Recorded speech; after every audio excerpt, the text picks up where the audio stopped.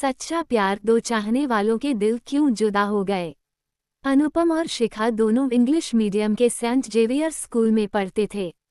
दोनों ही उच्च मध्यवर्गीय परिवार से थे। शिखा माता पिता की इकलौती संतान थी, जबकि अनुपम की एक छोटी बहन थी। धन संपत्ति के मामले में शिखा का परिवार अनुपम के परिवार की तुलना में काफी बेहतर था।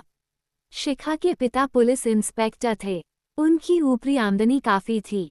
शहर में उनका रुतबा था। अनुपम और शिखा दोनों पहली कक्षा से ही साथ पढ़ते आए थे, इसलिए वे अच्छे दोस्त बन गए थे। दोनों के परिवारों में भी अच्छी दोस्ती थी। शिखा सुंदर थी, अनुपम देखने में काफी स्मार्ट था। उस दिन उनका 10वीं के बोर्ड का रिजल्ट आने वाला था। शिखा भी अनुपम के घर अपना रिजल्ट देखने आई। अनुपम ने अपना लैपटॉप खोला और बोर्ड की वेबसाइट पर गया। कुछ ही पलों में दोनों का रिजल्ट भी पता चल गया। अनुपम को 95% अंक मिले थे और शिखा को 85%। दोनों अपने अपने रिजल्ट से संतुष्ट थे और एक दूसरे को बधाई दे रहे थे। अनुपम की मां ने दोनों का मुंह मीठा कराया। शिखा बोली, अब आगे क्या पढ़ना है, मैथ्स या बायोलॉजी? तुम्हारे तो दोनों ही सब्जेक्ट्स में अच्छे मार्क्स हैं। मैं तो पीसीएम ही लूंगा। और तुम? मैं तो आर्ट्स लूंगी। मेरा प्रशासनिक सेवा में जाने का मन है।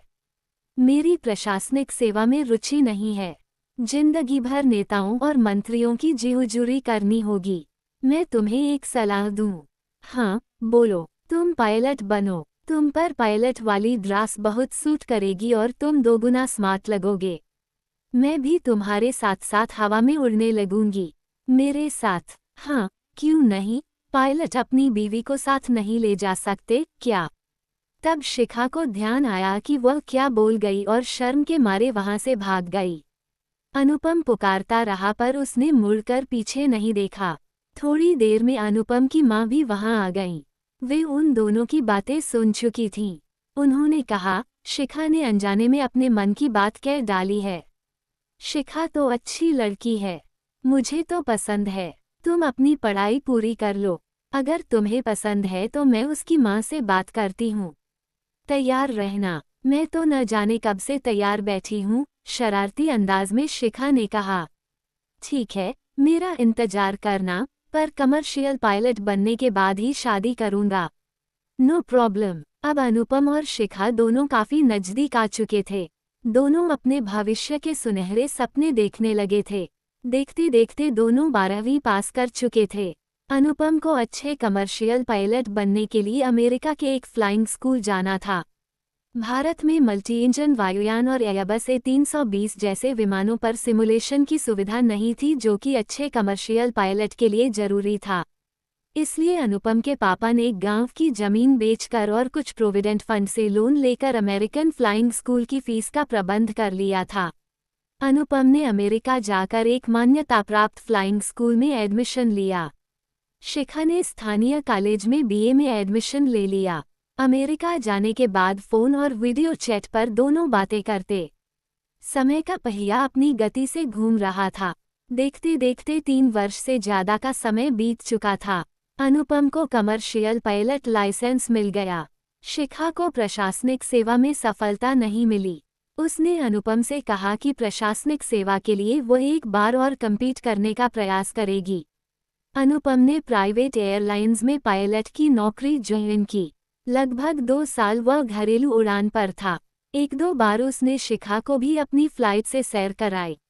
शिखा को कॉकपिट दिखाया और कुछ विमान संचालन के बारे में बताया। शिखा को लगा कि उसका सपना पूरा होने जा रहा है।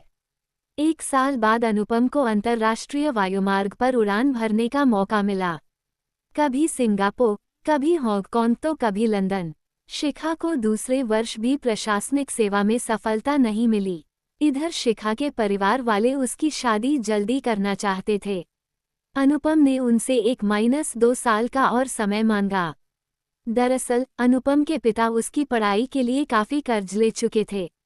अनुपम चाहता था कि अपनी कमाई से कुछ कर्ज उतार दे और छोटी बहन की शादी हो जाए।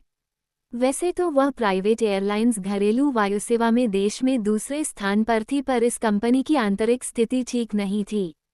2007 में कंपनी ने दूसरी घरेलू एयरलाइंस कंपनी को खरीदा था, जिसके बाद इसकी आर्थिक स्थिति बिगड़ने लगी थी। 2010 तक हालत बदतर होने लगे थे।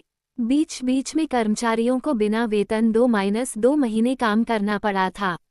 उधर शिखा के पिता शादी के लिए अनुपम पर दबाव डाल रहे थे, पर बार बार अनुपम कुछ और समय मांगता ताकि पिता का बोझ कुछ हल्का हो। जो कुछ अनुपम की कमाई होती उसे वह पिता को दे देता। इसी वजह से अनुपम की बहन की शादी भी अच्छे से हो गई।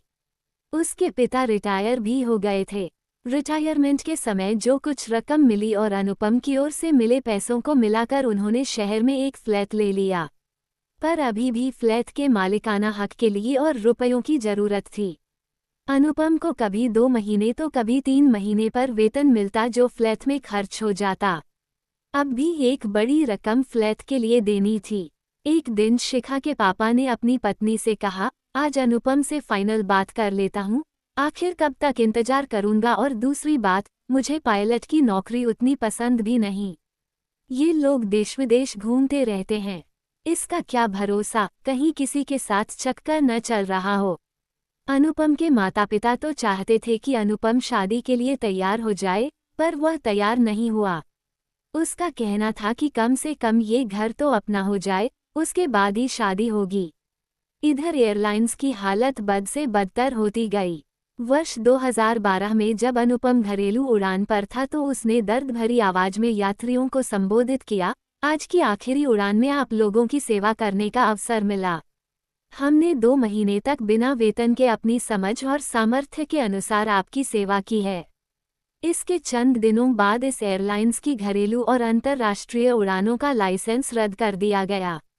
पायलट होकर भी अनुपम बेकार हो गया। शिखा के पिता ने बेटी से कहा, बेटे, हमने तुम्हारे लिए एक आईएएस लड़का देखा है। वे लोग तुम्हें देख चुके हैं और तुमसे शादी के लिए तैयार हैं। वे कोई खास दहेज भी नहीं मांग रहे हैं, वरना आजकल तो आईएएस को करोड़ 1.5 करोड़ रुपए आसानी से मिल जाता है। पापा, मैं और अनुपम तो वर्षों से एक दूसरे को जानते हैं और चाहते भी हैं।